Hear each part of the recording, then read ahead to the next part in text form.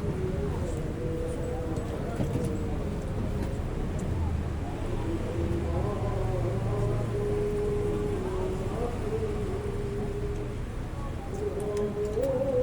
بالله من الشيطان الرجيم بسم الله الرحمن الرحيم الحمد لله رب العالمين والصلاة والسلام على سيد الأنبياء والمرسلين على سيدنا ونبينا شفيع ذنوبنا طبيب نفوسنا حبيب قلوبنا أبي القاسم محمد وآله الطيبين الطاهرين المعصومين المظلومين ولعنة الله على أعدائهم أجمعين أما بعد فقد قال الله تبارك وتعالى في كتابه الكريم بسم الله الرحمن الرحيم ذلك ومن يعظم شعائر الله فإنها من تقوى القلوب صلوات.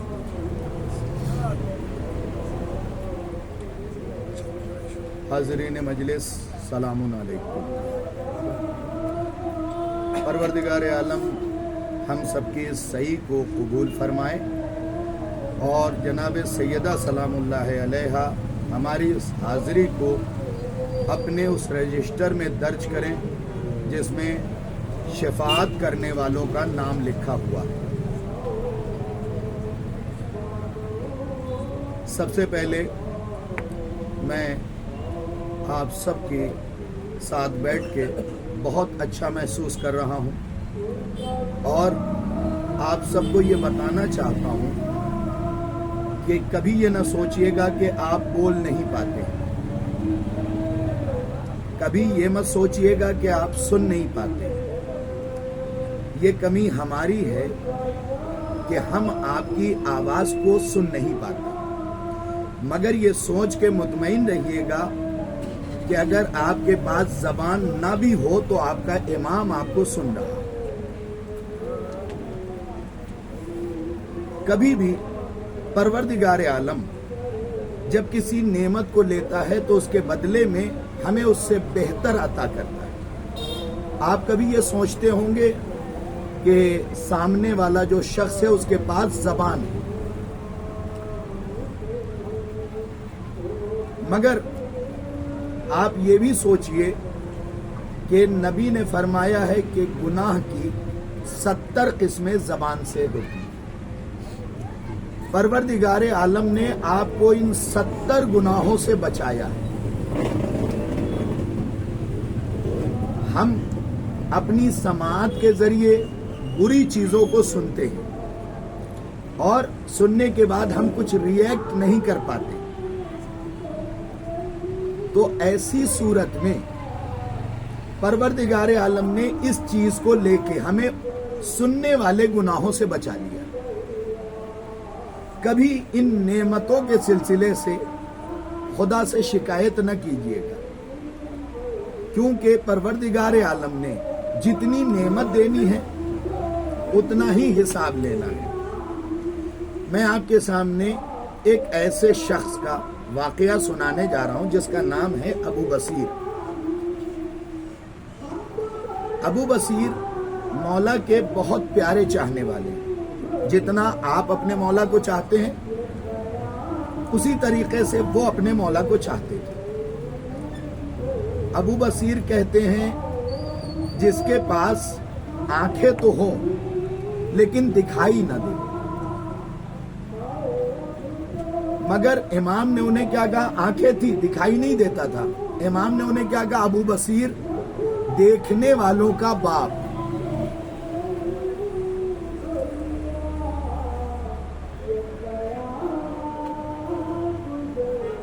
دیکھنے والوں کا باپ کہا ہے، اور ابو بصیر کو امام کی 25,000 حدیثیں یاد تھی، 25,000 حدیثیں زبانی یاد تھی۔ ہمیشہ یاد رکھیے کہ اپنے امام کو ان آنکھوں کے ذریعے نہیں، ان آنکھوں کے ذریعے دیکھا جاتا ہے۔ میڈیکل سائنس کی طرف اگر آپ متوجہ ہوں گے تو پتہ ہے اللہ نے یہاں 2 کان رکھے ہیں، ظاہراً ہمیں یہ بتایا گیا کہ آپ سن نہیں سکتے، سمجھ سکتے ہیں، لیکن اللہ نے آپ ہی جیسے لوگوں کے لیے دل میں بھی ایک کان رکھا ہے۔ میڈیکل سائنس اس چیز کو پروف کر چکا ہے کہ آپ کے دل میں ایک کان ہے، اور دل میں ایک پاک جگہ ہے جسے فواد کہتے ہیں۔ کیا کہتے ہیں؟ فواد کہتے ہیں۔ فواد میں ہی اہل بیت کی محبت رہتی ہے، دل میں نہیں رہتی۔ سب سے پاک جگہ ہے فواد، اور وہاں پہ دل رکھا ہے، اور اس دل میں صرف ایک کان ہے۔ پوچھئے کیوں؟ آپ کو میرے اس جملے پہ بہت لطف آئے گا، مزہ آئے گا، کیونکہ پروردگار نے سننے کی صلاحیت نہیں دی، مگر دل کے کان کو آپ کے بیدار رکھا ہے، دل کے کان کو بیدار رکھا ہے۔ اب آپ میری طرف متوجہ ہیں اور ٹرانسلیٹ دیکھ رہے ہیں۔ یہاں جو اللہ نے کان دیے ہیں، ہم کیا کرتے ہیں؟ ادھر سے سنتے ہیں اور ادھر سے نکال دیتے ہیں، مگر جو کان یہاں دیا ہے خدا نے وہ ایک ہی دیا ہے، تاکہ جو بات آپ اہل بیت کی سنیں وہ ہمیشہ باقی رہے۔ صلوات۔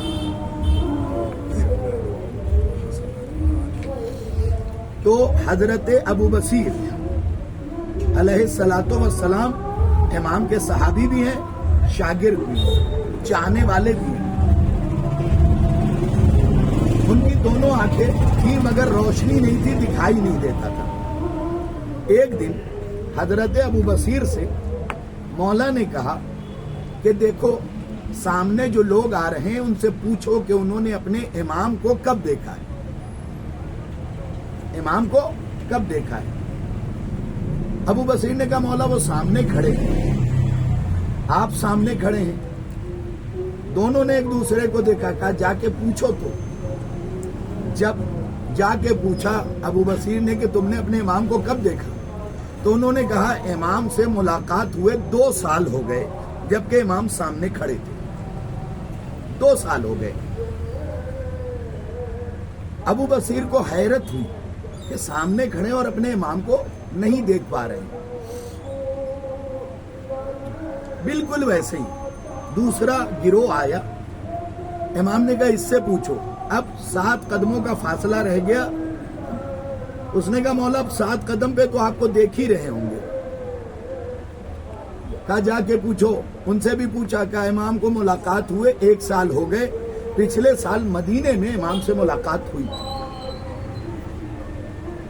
بہت حیرت میں، اتنے میں سامنے سے مولا کا ایک چاہنے والا ابو ہارون مکفوف آ گیا۔ مکفوف کہتے ہیں اس اندھے کو جس کی پلکیں پلکوں سے ملی ہوئی، کچھ بھی دکھائی نہ دیتا ہوں۔ امام نے کہا اس سے جا کے پوچھو۔ ابو بصیر نے کہا مولا آنکھ والے تو دیکھ نہیں پائے، اس کی تو پلکیں پلکوں سے سلی ہوئی ہے، یہ کیا بتائے گا؟ امام نے کہا جا کے اس سے پوچھو۔ ابو بصیر گئے پوچھنے کے لیے، اور قریب جانے کے بعد آپ نے پوچھا یہ بتاؤ ابو ہارون مکفوف تم نے اپنے امام کو کب دیکھا؟ تو انہوں نے کہا اندھا سمجھ کے مذاق کر رہا ہے، وہ کھڑا ہے میرا امام،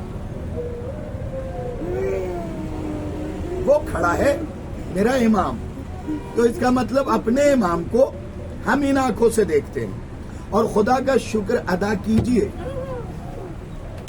خدا کا شکر ادا کیجئے۔ دیکھیے یہاں پہ کچھ سننے والے بھی بیٹھے ہیں، میں ان لوگوں کو بھی مخاطب کروں گا، اور جو مجھے لائیو دیکھ رہے ہیں انہیں بھی۔ ہم بھی بہرے ہیں، ہم بھی بہرے ہیں۔ کیوں؟ کیونکہ ہم اپنے امام کے سلام کا جواب نہیں سن پا رہے ہیں۔ ہم بھی حقیقت میں بہرے ہیں. ہم اپنے امام کی آواز کو نہیں سن پا رہے ہیں. ہم جب کہتے ہیں السلام علیکم یا ابا عبداللہ تو سلام کرنا مستحب ہے, جواب دینا واجب ہے.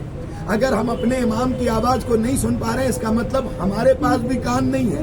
دعا کیجئے کہ ہمیں وہ کان ملے جس سے ہم اپنے امام کی آواز کو سنیں. اور آخر میں آپ لوگوں کے لیے خصوصی تحفہ گفٹ وہ یہ ہے, پوری ایمانداری کے ساتھ اور جتنا میں نے مطالعہ کیا, اسٹڈی کیا, جب سے مجھے پتا چلا کہ آپ سے گفتگو کرنی ہے, میں نے بہت سی کتابوں کو آج چھانا اور اس میں سے آپ کے لیے ایک تحفہ نکالا ہے. وہ تحفہ کیا ہے کہ انشاءاللہ جب آخری امام آواز دیں گے تو آپ میں سے کوئی بھی ایسا نہیں ہوگا جو اس آواز کو نہ سنے. اور ایسا اس سے پہلے بھی ہو چکا ہے. ایسا آخری بات, اس کے بعد مصائب پڑھوں گا. ایسا اس سے پہلے بھی ہو چکا ہے. جب روز عید غدیر 18 ذی الحجہ پہلی بار آئی اور نبی نے کہا الستو اولا بکم, کیا میں تم سب سے افضل نہیں ہوں؟ اور آپ نے علی کو اٹھا کے کہا من کنتو مولا. تو پروردگار نے یہ کام کیا تھا کہ روز عید غدیر جب علی مولا بنائے جا رہے تھے تو اس وقت کائنات میں نہ کوئی اندھا تھا, نہ کوئی ایسا تھا جو نہ سن سکے, نہ کوئی ایسا تھا جو نہ بول سکے. جب پوچھا گیا کہ اللہ نے ایسا کیوں کیا تو علماء نے بتایا کہ اگر خدا کسی کو اندھا چھوڑ دیتا تو وہ یہ کہتا کہ میں نے غدیر کے مولا کو دیکھا ہی نہیں تو مانوں کیسے. اگر کوئی نہیں سن پاتا تو وہ یہ کہتا کہ میں نے من کنتو مولا سنا ہی نہیں. اگر کوئی نہیں بول پاتا تو وہ کہتا کہ میں نے من کنتو مولا کا جواب کیسے دیتا, کیونکہ میرے پاس زبان ہی نہیں تھی. اس لیے اس دن اللہ نے ہر کسی کو زبان دے دی تھی, ہر کسی کو کان دے دیا تھا, ہر پاگل کو دماغ دے دیا تھا, ہر اندھے کو آنکھ دے دیا تھا. ویسے ہی جب آخری امام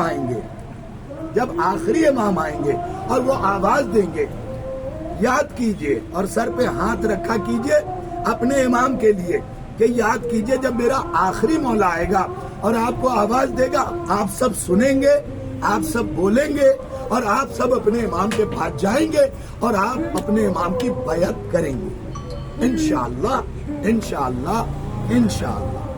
یہ چند سطور, چونکہ مجھے دوسری مجلس بھی پڑھنی ہے اس لیے میں اچھا بالکل میں آپ کی بات نہیں ٹالوں گا. مولا علی علیہ السلام کے فضائل میں آپ کو سناتا ہوں. ہر مشکل مرحلے میں اپنے مولا کو یاد رکھیے اور دامن کو مضبوطی سے پکڑے رہیے. دامن کو مضبوطی سے پکڑے رہیے. جتنی خوشی مجھے اہل بیت کی فضائل بیان کر کے آپ کے سامنے ہو رہی ہے اتنی بولنے والوں کے سامنے نہیں ہوئی. کیوں؟ اس لیے کہ آپ کی زبان پاک ہے, اس سے گناہ نہیں ہوئے. آپ کے کان پاک ہیں, آپ نے گناہ کے کوئی جملے سنے نہیں. اور آپ کا اس وجہ سے دل بھی پاک ہے, اس لیے آپ زیادہ سے زیادہ اہل بیت کی فضیلت کو اپنے دل میں رکھتے ہیں. میں ایک واقعہ آپ کو سناتا ہوں. مولا کوئی بھی کام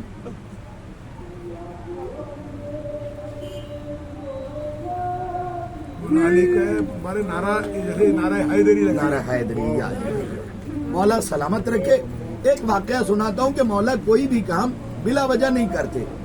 تو جب آپ میدان خیبر میں گئے, خیبر آپ کو سب کو یاد ہوگی, اور آج ہم یہودیوں کو خیبر کہہ کے ڈرا رہے ہیں. خیبر کہہ کے ہم یہودیوں کو ڈرا رہے ہیں. تو جب خیبر کے میدان میں گئے تو سب سے پہلے میرے مولانا علی نے مرحب کو مارا اور ایسی تلوار ماری کہ اس کا خود کٹا, جو لوہے کا ہوتا تھا اس پہ پتھر بندھا ہوتا تھا, پھر سر کٹا, پھر جگر کٹا, پھر کمر, پھر اس کے گھوڑے کے 2 حصے ہوئے اور 40 ہاتھ زمین کٹ گئی. زمین پوری کٹ جاتی اگر حضرت جبرائیل نے پر نہ لگایا ہوتا اور میکائیل اسرافیل اسرائیل نے ہاتھ نہ پکڑا ہوتا. یہ زمین 2 حصوں میں بٹ جاتی اس دن جب آپ مرحب کو مار چکے اور انتر کو ایسا مارا کہ انتر بھی نہ چھوڑا، ایسا مارا کہ انتر بھی نہ چھوڑا، ذرا سا بھی فرق نہیں رہا۔ پھر انتر کا بھائی حارث آیا جو نیزہ چلانے میں بہت مشہور تھا، اس نے علی کی طرف نیزہ کیا تو علی کی ذوالفقار نیزے میں یوں پھنسی اور آپ نے یوں ہاتھ کو کروٹ دیا، یوں ہاتھ کو کروٹ دیا، نیزہ ہوا میں ہوا ہوا، نیزہ ہوا میں ہوا ہوا۔ اس نے کہا یا علی یہ نیزہ سونے کا تھا، آپ رکھ لیتے۔ کچھ صحابی جو مال کے لالچی تھے انہوں نے کہا یا علی آپ کے پاس تو بہت ہے، ہمیں دے دیتے، ہمیں دے دیتے۔ علی مسکرائے اور کہنے لگے امام کا کوئی کام حکمت سے خالی نہیں ہوتا ہے۔ اس کے بعد امام نے یوں ہاتھ ہلایا، پردہ ہٹا، امام نے پوچھا یہ بتا حارث کیا دیکھتا ہے؟ کہا دریائے دجلہ ہے۔ کہا اب کیا دیکھا؟ کہا ایک ہرن پانی پینے کے لیے دریائے دجلہ میں اتری۔ کہا اب غور سے دیکھ۔ کہنے لگا یا علی ایک مگرمچھ اپنے سر کو نیچے کیے ہوئے اس کے شکار کو جا رہا ہے، اس کے شکار کو جا رہا ہے۔ کہا اب دیکھ۔ کہا ہرن نے مگرمچھ کو دیکھ لیا ہے۔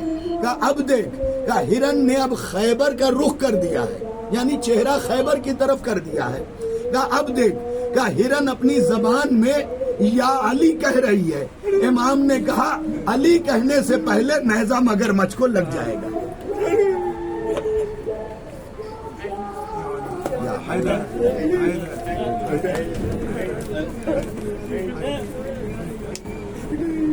جس اہل بیت کے اتنے فضائل تھے ان کے اوپر اتنے ہی ظلم ڈھائے گئے، اور آپ کے امام مظلوم امام حسین جب اس دنیا میں نہیں آئے تھے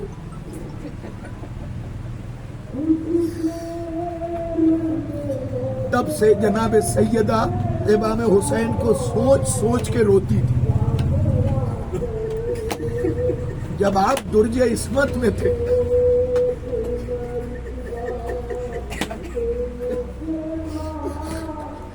جب آپ امام حسین درج عصمت جناب سیدہ میں تھے تو ایک دن آپ نے شکم سے اماں کو سلام کیا۔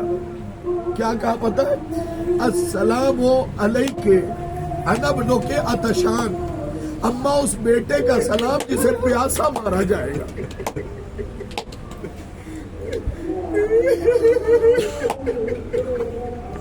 جناب سیدہ بہت روئی، بہت روئی۔ آپ نے نماز صبح ادا کی اور دوپہر تک روتی رہی،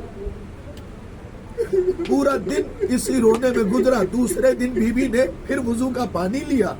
پہلے دن کیا کہا تھا؟ اماں اس بیٹے کا سلام جسے پیاسا مارا جائے گا۔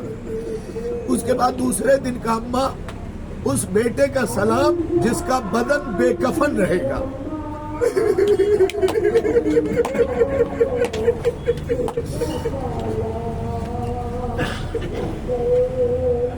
بے کفن رہے گا۔ جناب سیدہ بہت روئی۔ سوچئے جس گھرانے کے بدن کو کبھی سورج کی کرنوں نے نہ دیکھا ہو، جس ماں کے سر کو کبھی سورج کے کرنوں نے نہ دیکھا ہو، اس کا بیٹا شکم سے کہہ رہا تھا ماں بے کفن بیٹے کا سلام۔ جو آپ کو ہمیشہ رلاتا رہے گا وہ سلام میں آپ کو سنانے جا رہا ہوں۔ بیوی بہت روئی۔ تیسرے دن صبح میں پھر چلو میں پانی لیا وضو کے لیے۔ آج امام حسین نے عجیب فقرہ کہا، السلام علیک انا ابنک سہقان، اماں اس بیٹے کا سلام جسے گھوڑے کے ٹاپ پیس ڈالیں گے۔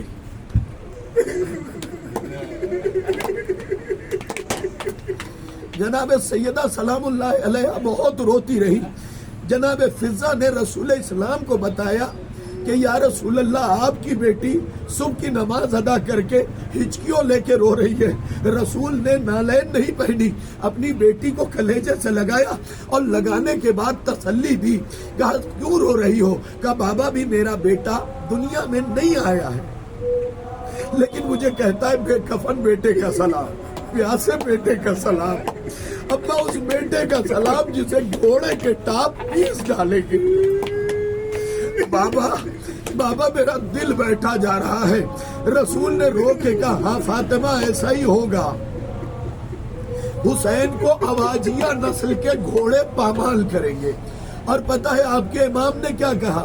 میرا سلام ہو اس حسین پہ جس کی ہر ہڈی ٹوٹ گئی تھی.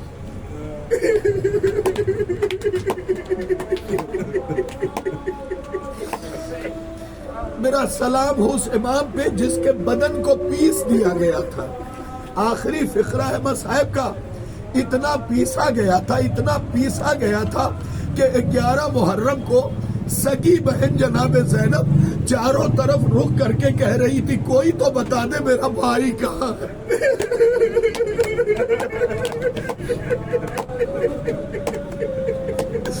اے اماں آپ کی کمائی کربلا کی ریت میں بکھر گئی ہے. ابا میرے بھیا پہ اتنے گھوڑے دوڑا ہے.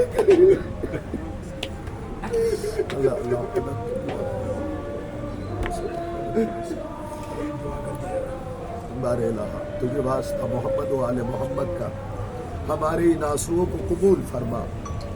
اے میرے اللہ ان آنسوؤں کو رومال سیدہ میں جگہ دے. اے میرے اللہ ان آنسوؤں کو ہماری شفاعت کا ذریعہ قرار دے.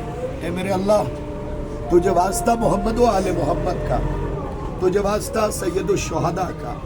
اے میرے اللہ جب ہمارا امام ہمیں آواز دے تو ہم زبان سے لبیک کہتے ہوئے اگر زندہ رہے تو اس کی طرف دوڑ پڑے, اور اگر قبروں میں ہو تو اپنے کفن کو جھاڑتے ہوئے قبر سے اٹھے اور اس کے ہاتھ پہ بیعت کریں. اے میرے اللہ جب ہمیں امام کی آواز سنا کے اٹھانا تو اس طریقے سے اٹھانا کہ جیسے دعائے عہد میں امام نے فرمایا ہے کہ ایک ہاتھ میں تیز تلوار ہو, دوسرے ہاتھ میں نیزہ ہو, تاکہ تلوار سے ہم نصرت کریں آخری امام کی, اور نیزہ اٹھا کے حضرت عباس کی علمداری میں پیچھے پیچھے چلتے رہیں. اے میرے اللہ اے میرے اللہ اے میرے اللہ ہمیں اس شرف سے محروم نہ کرنا.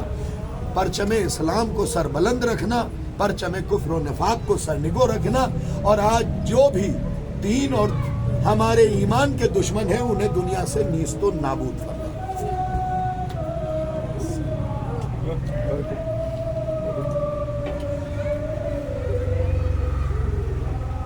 ایک سورہ فاتحہ.